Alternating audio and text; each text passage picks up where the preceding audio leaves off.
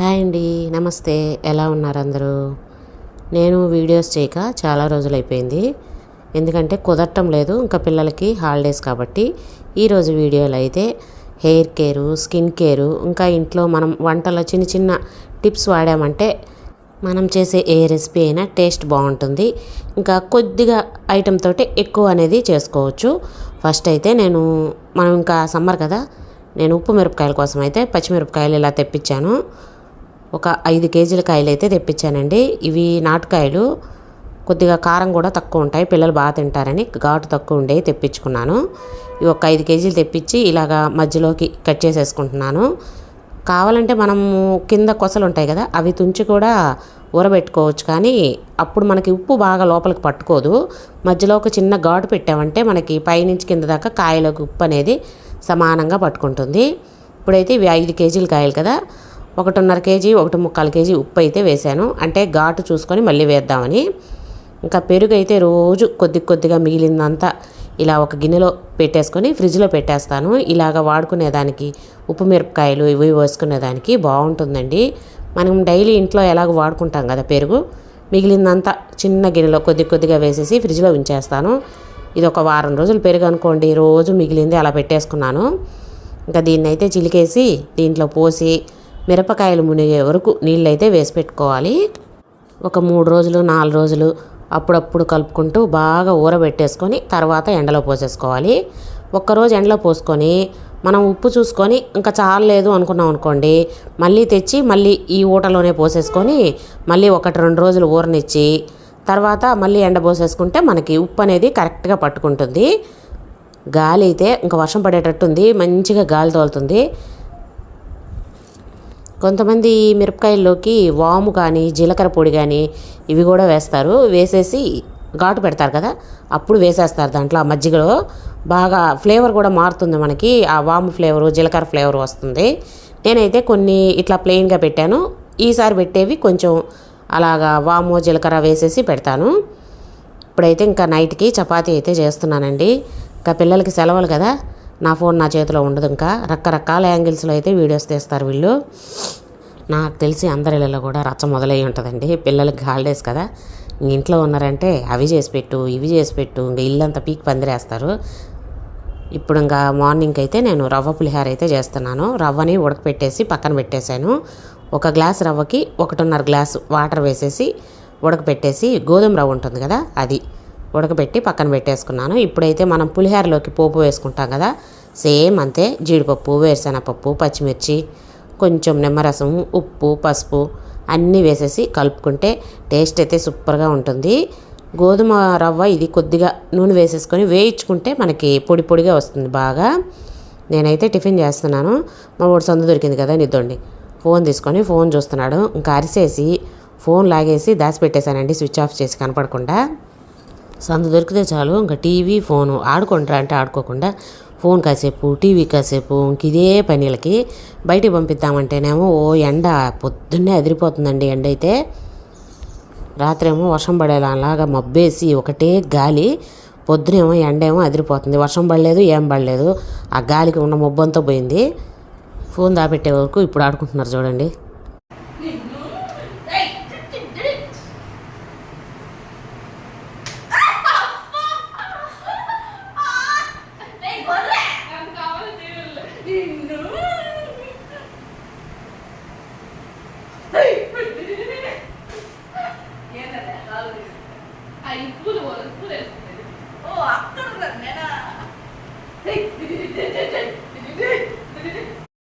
ఇంకా టిఫిన్లు అయితే అయిపోయినాయి. ఇంకా బియ్యం పప్పు కడిగి పెడదామని చెప్పి, ఇవి బ్రౌన్ రైసు మనకి ఒక పొట్టు తీసేసి ఒక్క పాలిషే కొడతారు, ఎక్కువ కొట్టరు.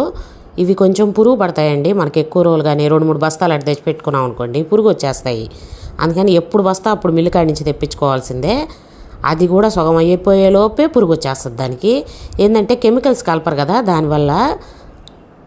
ఇప్పుడైతే పప్పు చేద్దామని చెప్పి కొంచెం కందిపప్పు నానేసాను.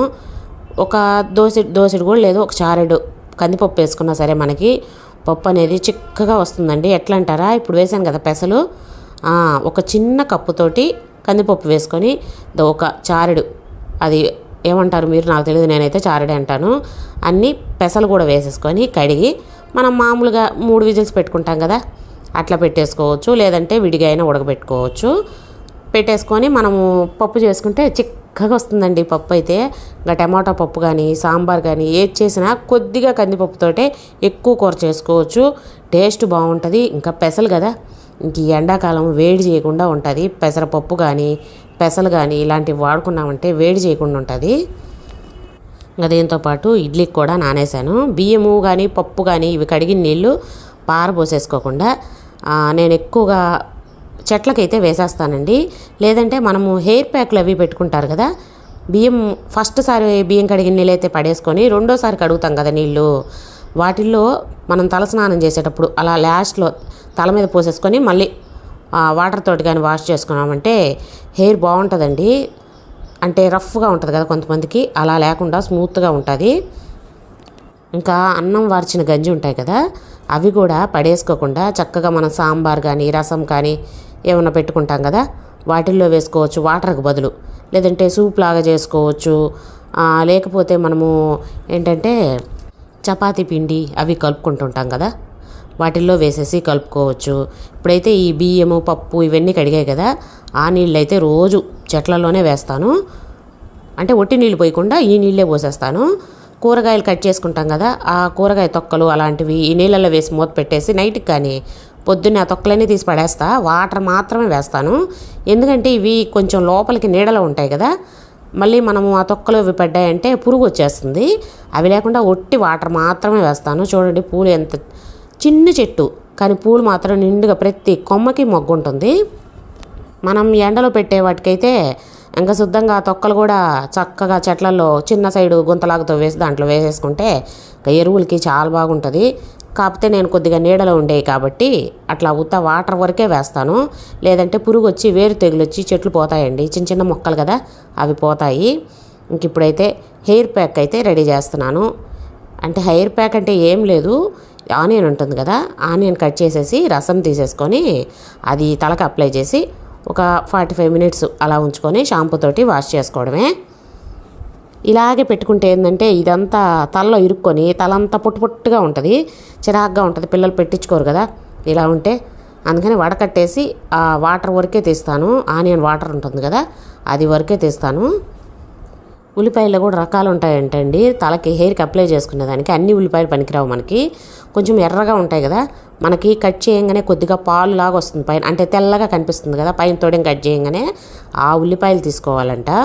అంటే అది దాంట్లో ఎక్కువగా మనకి హెయిర్కి సంబంధించినవి ఉంటాయంట. అలాంటి ఉల్లిపాయలు అయితే బాగుంటుంది తలకు పెట్టుకునేదానికి. ఇద్దండి ఇలా 1కి 2 సార్లు వడకట్టానండి, ఒకసారి కూడా కాదు. పెద్దదాంతో ఒకసారి చిన్నదాంతో ఒకసారి వడకట్టి ఒక్క రువ్వ కూడా ఏం తొలకలు లేకుండా తీస్తేనే పెట్టించుకుంటుంది.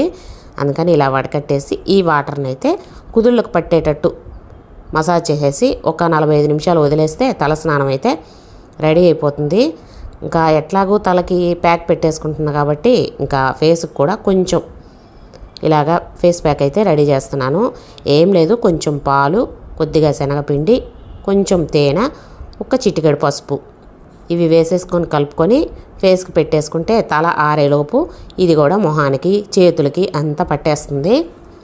ఇంతకుముందు చేసుకునేదాన్ని కానీ ఫేస్ ప్యాక్లు హెయిర్ ప్యాక్లు వీటన్నీ ఇప్పుడు ఈ పిల్లలతోటే సరిపోతుంది. వీళ్ళ క్యారేజీలు ఇంట్లో పని ఇదే సరిపోతుంది. ఇంకా హాలిడేస్ కదా కొంచెం టైం దొరికింది నా గురించి నేను పట్టించుకునేదానికి.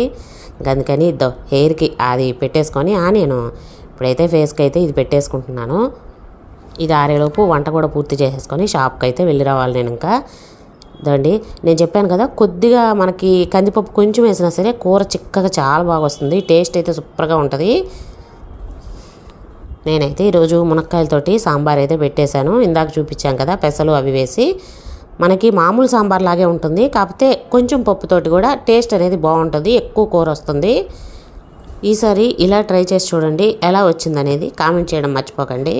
వీడియోస్ కానీ రెసిపీస్ కానీ నచ్చితే లైక్ చేసి సపోర్ట్ చేయడం మాత్రం మర్చిపోకండి. మీరు సపోర్ట్ చేసి లైక్ చేశారనుకోండి ఇంకొంతమందికి వీడియో అయితే షేర్ అవుతుంది, నాకు కూడా కొత్త వీడియోస్ తీసేదానికి బాగుంటుంది. సబ్స్క్రైబ్ చేసుకోకపోతే మాత్రం ప్లీజ్ సబ్స్క్రైబ్ చేసుకోండి. సింపుల్గా చేసుకునే రోటి పచ్చళ్ళు, ఈజీగా మీరు వంట టేస్టీగా ఎలా చేయాలనేది వెజ్ రెసిపీస్ చూపిస్తాను నేను. మన ఆరోగ్యాన్ని కాపాడే మంచి మంచి రెసిపీస్తో మళ్ళీ కలుద్దాం. బాయ్. Thank you.